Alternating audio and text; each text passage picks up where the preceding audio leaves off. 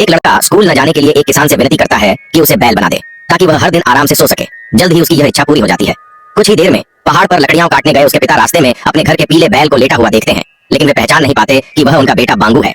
उन्होंने बस बैल की पीठ थपथपाई और घर लौटने को कहा। अगले दिन किसान उस बैल को खेत में काम पर ले जाता है, लेकिन देखकर हैरान रह जाता है कि चारे की रत्ती भर भी कमी नहीं हुई।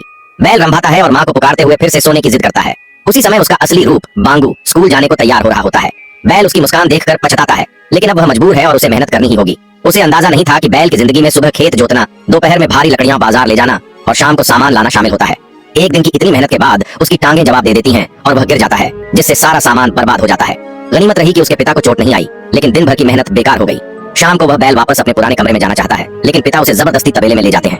बांगू चुपचाप झोपड़ी में लौटता है और जब माँ को उसके लिए चारा लाते हुए देखता है तो जोर जोर से रंभाता है और जमीन पर लेटकर रोने लगता है।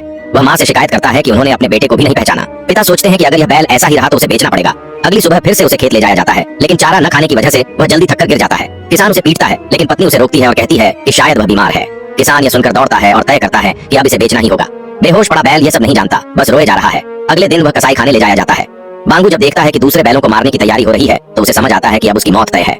वह रोते हुए पिता से कहता है, मैं आपका बेटा बांगू हूँ। लेकिन पिता की नजर में वह अब बस एक नाकारा बैल है। बांगू मरना नहीं चाहता, वह रस्सी तोड़कर पिता के पीछे दौड़ता है।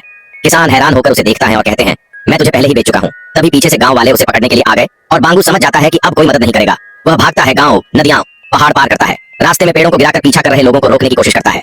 थककर वह अपने बचपन के खेल के मैदान में लेट जाता है और पहली बार महसूस करता है कि बैल की जिंदगी कितनी कठिन होती है। जो काम न करे उसे मार दिया जाता है। उसे पछतावा होता है कि उसने अपने माँ बाप की परवाह नहीं की, पढ़ाई से भागता रहा और सोचा था कि बैल बनना सबसे सुखद है। अब वह पछतावे से रो पड़ता है। तभी नीचे से शोर सुनाई देता है और वह फिर से भागने लगता है। वह भगवान से क्षमा मांगते हुए बस एक मौका चाहता है, लेकिन अंत में उसके सामने एक गहरी खाई होती है और पीछे से गांव वाले डंडों और रस्सियों के साथ आ रहे होते हैं। वह पीछे हटता है और अचानक खाई में गिर जाता है। वह चीखता है और अचानक उसकी नींद खुल जाती है। वह खुद को इंसान के रूप में देखकर समझ जाता है कि यह सब बस एक सपना था। वह राहत की सांस लेता है और बहुत खुश होता है। इसके बाद वह माँ के साथ घर के कामों में हाथ बंटाने लगा। पिता के साथ जंगल जाकर लकड़ी काटता और स्कूल में गुरुजी भी हैरान थे कि यह वही लड़का है जो हर समय सोया करता था। अब वह दिन रात मेहनत करता, पढ़ाई में इतना डूब गया था कि खाना पीना भी भूल जाता। शायद उसका यह बदलाव उस कथन को सच करता है, तुम्हारा हर जीता हुआ दिन एक खास दिन है।